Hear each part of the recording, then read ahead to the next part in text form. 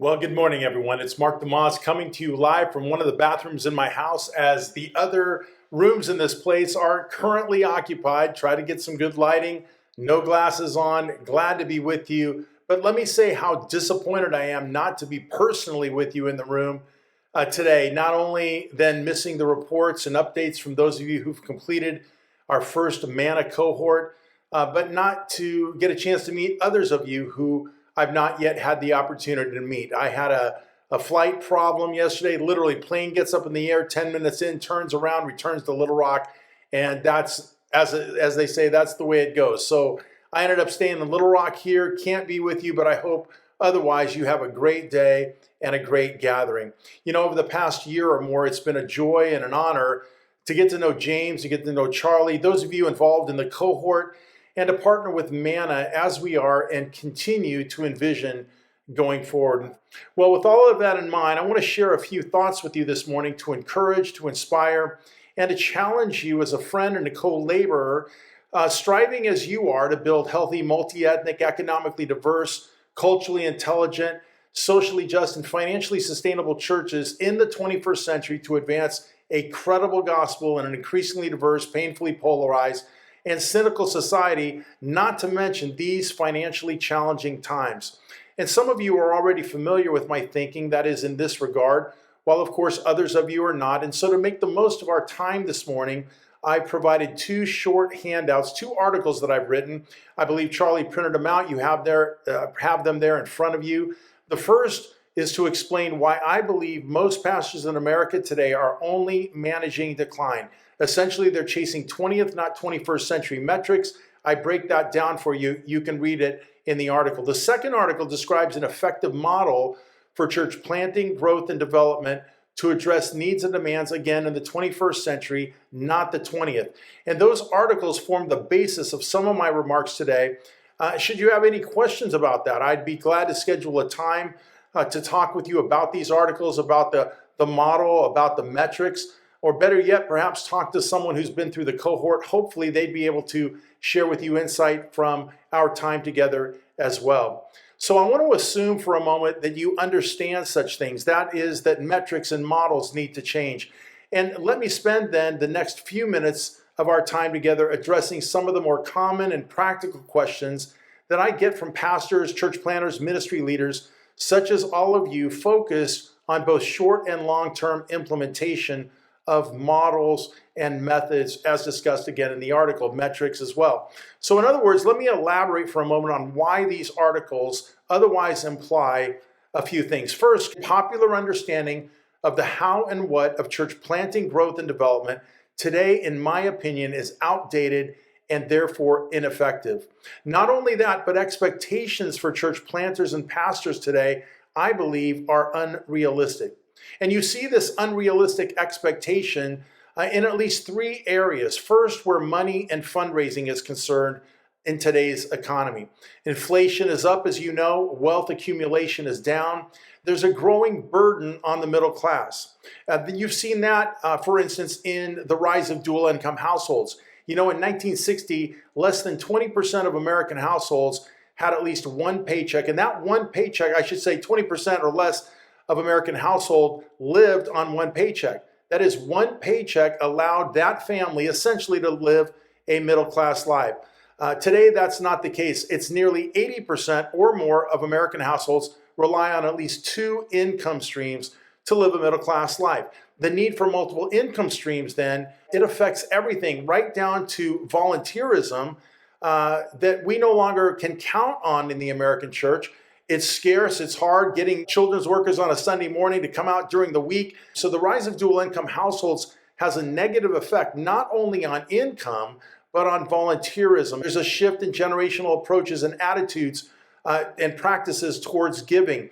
Nearly 80%, according to the latest research, of all giving to the American church is done by people born before 1964. Competition for limited benevolent dollars also affects the bottom line for churches. As I mentioned, a rapidly changing population and demographic as well affects money and fundraising today and creates unrealistic expectations. There's income inequality and wealth gaps in an increasingly diverse society, and that's You see that generationally. You see that culturally. And again, how do pastors typically try to resolve these problems? They think they're going to solve the problem by more butts in the seats, as they say, right? Butts in the seat equate to bucks in the collection plate. And that is no longer true. In fact, generally speaking, for every person that's 65 years or older in your congregation, or I should say born before 1964 in your congregation, giving a steady income today, it's going to take at least 5 to 7 millennials to replace that one giving. No one's talking about that. So the idea that somehow if you grow your church in size, you're going to gain more money, or if people born before 1964 get sideways, leave the church, God forbid die, their giving goes away. What you don't realize, it's not going to be a one-to-one transfer given generational cultural gaps and increasingly diversity in this country. So all of these factors, these sociological factors, are affecting money and fundraising today in different ways than they did 20 or 30 or even 40 years ago, and it creates tremendous pressure and unrealistic expectations on church planters and pastors just like you, particularly those who are planting churches when it comes to denominational and network leaders, and what they're tasking you with, what they're expecting from you. And again, where money and fundraising is concerned, there are unrealistic expectations. You need to be aware of that, so you're not beating yourself up or not feeling like a failure all the time, because these are real problems in the American church. Again, they create unrealistic expectations that you don't feel like you're living up to. And the question, of course, we'll address in a moment: how do you deal with that? Not only are there unrealistic expectations in the area of money or fundraising, but secondly, there are unrealistic expectations regarding the time that's needed to become sustainable, to move your church from survival to stability and ultimately to sustainability. And there's a lack of understanding, in fact, in the American church of what it means for a church to be truly sustainable. So as most of you know, typically we're told that you've got to be sustainable as a church planter or a church within 2 to 3 years. And we're told that by network and denominational leaders. It's generally popular to suggest that after 2 or 3 years, all the money that you were given in terms of capital, whether through investment or donations, is going to go away. And after 3 years, you're going to have a couple of hundred people or so to be sustainable. When the American church speaks of sustainability, in fact, it doesn't know what it's talking about. You can talk to James as a businessman. He'll tell you what sustainability is. And it's not just covering your bills. It's actually generating wealth and income long term. So what I mean by that is organizations are able to sustain themselves, not based, in the case of the church, simply on tithes and offerings, but by generating revenue, ROI, for-profit income, leveraging space, leveraging assets to generate sustainable income, creating multiple streams of income. So it, as a church, is not dependent on tithes and offerings. The tithes and offerings become one stream, not the stream of income. That's when you're actually hitting sustainability. Now, with all that in mind, what about this 2 to 3 year? I said there are erroneous expectations, not only in terms of money and fundraising, but in terms of time, the time that it takes to be sustainable. The way you need to think about it is this: it's not 2 to 3 years. It's going to be 7 to 10 years to move from survival to stability, and ultimately another 7 to 10 to move to true sustainability. So not only unrealistic expectations in terms of money and fundraising, but in terms of the time that is required to chase sustainability, to become stable as a church or church planter. But then there's the erroneous understanding and expectations today around team development. You know, in the 20th century, a senior pastor could sit atop of the organization. All decisions essentially ran through him, typically him, sometimes her. And one person kind of had their pulse on all aspects of the ministry. Today, that's not possible. The complexity of our society, the intersectionality of so many issues, no one person, in my opinion, is equipped to sit at the top of the organization and completely understand every aspect, make good decisions. You're going to have to move from a senior pastor model to a team-based management model. I explained that in one of the articles when I'm talking and comparing 20th versus 21st century metrics. You can refer to that, but you're going to have to develop a team-based management model in order to deal with the complexities of our time. Again, no one person is today equipped to face and to meet all of the challenges coming our way as church planters and pastors. And so with all that in mind, who you need as part of a launch team and or in the early years of your team and church development is very different than who you might have thought of in the past. And I want to speak to that in a moment. So generally speaking, we have unrealistic expectations placed upon us as church planters and pastors today, where money and fundraising is concerned, where time and the necessary time that's required to move from survival to stability, ultimately what sustainability is, what it means, what it doesn't mean, and of course, as I just mentioned, erroneous understanding and expectations around team development. So with such things in mind, what can you do to overcome these challenges in these three areas as we're discussing this morning? Well, first and foremost, at a macro level, I would suggest if you're a church planter or pastor today, you better be certain you are called to do what it is you're doing. You need to be called in this season to do what it is you're doing or trying to do. Now, let's put that in some good pastoral language. Let's call that passion. You go before the Lord, God gives you a passion to plant a church, to pastor a church, to impact the community. You need to be certain that God has spoke this into your soul, into the core of your being. You need to know that you're called. Why? Because you're going to already facing so many, and there's more coming challenges along the way. It's going to be easy to pull out, the easiest, the safest, the simplest thing to do to quit when the going gets tough. But you're not going to be able to do that if you know without a doubt, without a shadow of a doubt, God has called you to this space, to this time, to this moment, to the vision he's placed upon your heart. So you need, at a macro level, to discern and know your calling. Let's call that passion. But just because God gives you a passion, a calling in the season, doesn't mean you're going to accept it, right? So accepting that calling, accepting that challenge, let's call that prayer. God delivers to you a calling whereby we might call that passion. You have to accept that, and you do that, you solidify that in a moment and in an ongoing way through prayer. Like marriage, you put the ring on with God. He's proposed, you accept, you put the ring on, and now you're married to that vision, to that calling. So you've got to be certain of your calling. You got to put the ring on. You do that in prayer, in a moment, in an ongoing way, and then you chase that vision over time. Again, play the long game through patience and persistence. Patience and persistence. So passion, prayer, patience, persistence. This is what's required of you to see your vision become a reality. So to overcome the challenges with that in mind, then first, where money is concerned, let me say this. If your vision does not exceed your resources, you are likely only managing your church. And with that in mind, I would also say this, a little corollary. If your vision does not exceed your resources, maybe you're operating in fear, not faith. In other words, don't let the resources you have at any given moment, finances, people, facilities, don't let your resources or lack thereof determine your vision. Rather, as we just said, get your vision from God and God alone. Let him seal it and confirm it in your heart. And then you chase it irrespective of your resources. Let God open and close doors. Don't make decisions for him. Right now, here in Little Rock, there's a 35,000 square foot facility right next door to the church, a formal medical clinic. It went out of business just about a year ago. And to make a long story short, we started pursuing the purchase of that building, and we literally don't have one penny to buy it. When I started in December, I called the owners. How much do you want? They said $5.5 million. About 3 months later, they were down to $2 million. Over the past 2 weeks, we've determined that that facility in our community is worth only $500,000. Just a few days ago, I sent subcontractors in there to determine the structures of the facility, how sound they are, the HVAC, the electric, the plumbing.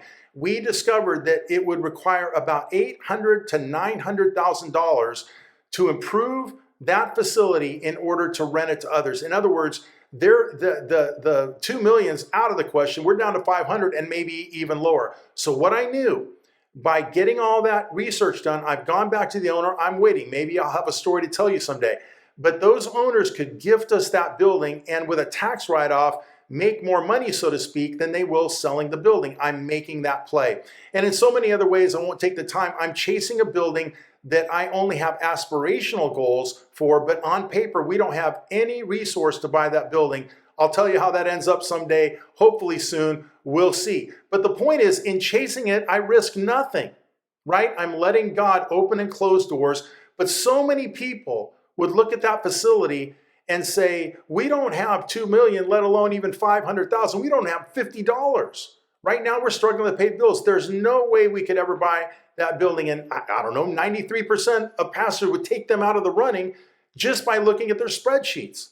So again, your vision must exceed your resources. Set a target, chase it, let God open or close the doors. How else will you know what God has in store? Now, specific to fundraising, the church will need multiple streams of income. So if you're relying simply on generous giving, tithes and offerings, an occasional generosity campaign or fundraising, it's not going to be enough. Think about it. You raise the funds, you spend the funds, you got to raise more. So there's nothing wrong with fundraising, but again, you're going to have to develop multiple streams of income. And that's why you'll need to structure your church in such a way so as to be able to develop multiple streams of income. And to do that, you can look at the article I provided about disruption, creating a three-legged stool modeled itself after an American football team. Most churches just have a spiritual game. They don't have a social or financial game. That would be like an American football team with only an offense, with no defense, no special teams. So in the 21st century, we're going to have to move away from a single-dimensional game, namely a spiritual game, to adding a social justice, compassionate mercy game, and an ROI for-profit business side, three-legged stool, spiritual, social, financial. You're going to have to balance the attack and the equation. And how that comes into money is because if you create a church, which of course you've done as pastors or planters, that income is derived from that leg, from the spiritual leg, the church, through tithes and offerings. That is the giving of your members.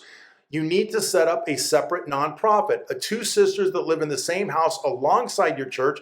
Once you set up a nonprofit and you aggregate justice, compassion, and merciful ministry, and you move it out of the auspices and under the oversight and budget of a church into the budget and oversight of a separate nonprofit, you can qualify for local, state, and federal grants you might not otherwise get, and most certainly won't get if you're a church. Also, people in the community will donate. They'll donate to a nonprofit. Even other churches will give you money, but churches typically don't write checks to other churches, nor do Christians from one church to another. So you create a separate nonprofit to aggregate your justice, compassion, and mercy ministry. You open the door for local, state, federal grants, donations from outside the church. In fact, I'm so thankful to be able to tell you this. Even when the Manna cohort was at our property, our nonprofit received an anonymous $500,000 gift from someone in the country who found us online. What we're doing through our nonprofit in terms of our local community engagement matched what they wanted to give money to. They sent us literally, Manna was there, the cohort was there. Charlie and the folks can tell you, we received notice of a $500,000 gift to our nonprofit.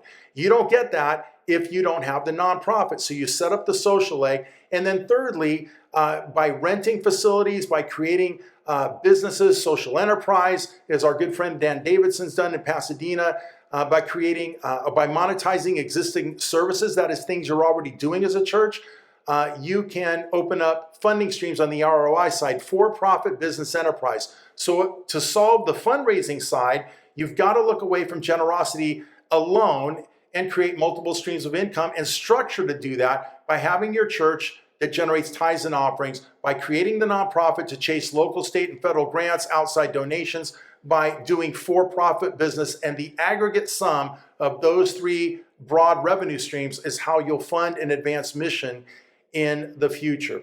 Now, where time and sustainability is concerned, how do you overcome that? You've got to play a long game. We've talked about not just a 2 to 3 years, but 7 to 10, even a 20-year game. Make it your goal, in the meantime, to put points on the board daily. Galatians 6, 7, 8 tells us, be not deceived, God is not mocked. Whatever you sow, you're going to reap. But you don't reap in the same season that you sow. So you're going to have to play a long game and make it your goal to put points on the board every day. You're on the 8-yard line. Let's see if we can get it to the 10-yard line in the next 3 to 6 months, so to speak. Keep trying to advance on a slow and steady pace. And let me say this, don't compare your progress or lack of it at any given moment to the progress of others or other churches. And certainly don't compare yourself as a pastor to other pastors. Set your own metrics, chase them, and let God be your judge. You're going to need to get things in writing. Avoid just verbally casting vision. Put your vision in writing, call others to it in a specific way so they know what your North Star is. And as you try to put points on the board every day, as I mentioned earlier, try to move the ball down the field over time, expect setbacks. I guarantee you, you've faced them already. You know what I'm talking about: discouragement, disappointment, heartache, misunderstanding. Expect setbacks. But here's the deal. When setbacks occur, adjust, learn, and rise from them. Adjust from setbacks, learn from setbacks, and rise from them. Above all, don't quit. You win if you don't quit. And that can all be summed up in this. My good friend, I'm joking, but the late Tom Petty sings twice in two different songs. He sings the same line: most things I worry about never happen anyway. Setbacks are part of the game. I'm not afraid to fail, but I don't want to fail twice at the same thing. Setbacks are the same way. Adjust to them, learn from them, and rise again from them, and you're going to be okay. And finally, not only where money and fundraising is concerned, time and sustainability, but where team development is concerned, know who you are and who you're not. The first thing to forming a good team is knowing who you are and who you're not. Think about American football again. Let's say you're the head coach of the team, and maybe you played offense, right? So you're going to go ahead and call the offense. You're going to be the spiritual play caller. But that means you're going to need a social play caller and a financial play caller, an MSW type, somebody who's passionate, engaged, experienced in with the underserved and under-resourced community all around. Business folks, you want to empower these people to do things you can't do and keep it all straight as the head coach. You've got to know who you are. You've got to also know who you're not. Don't spend time working on your weaknesses. Rather, staff and empower others in the areas of your weakness so you have time to maximize your gifting, your calling, your strengths. You're going to want to put together, by the way, a balanced attack along all three legs of the stool. Think about how most church planners start. They say, I need a worship pastor, I need a children's pastor, I need a discipleship or evangelism pastor, I'll be the senior pastor. And if you think about it like football, you're staffing or empowering people purely to play offense, not giving any attention to the defense or special teams. If I was planning today, I'm going to try to develop a team right out of the start. If I'm the spiritual leader, I'm looking for a nonprofit leader and a business person to come alongside me in the earliest days of the church to work to build out this three-legged stool, as opposed to front-loading 5 or 6 people on the spiritual side and nobody on the social or the financial side for all kinds of reasons. So even team development, as is it popularly understood in the American church context, church planning, is rooted in 20th century metrics. I'm suggesting to you, form a team that balances the attack and empower, whether in terms of full-time, fractional, or lay people, volunteering, balance the attack, get folks working in all three aspects of your church game. And with all that in mind, I think you can be an effective church planter or pastor today, but not if we're chasing 20th century metrics. We're going to have to create new models. I've given you a strong suggestion of how to do that, what the metrics are, what the model is, empower diverse leaders, recognize that you're going to need to develop multiple streams of income, structure your church in order to do so, and play the long game. Play the long game, put points on the board every day, and above all, do not quit. It's been a great to be with you virtually this morning. I wish I could have been there. God bless you the rest of the way. And I'm so excited again to continue my partnership with you at Manna. If I can do anything for any of you individually or collectively, your church, please don't hesitate to look me up, give me a call. I'd love to help. God bless. Have a great morning.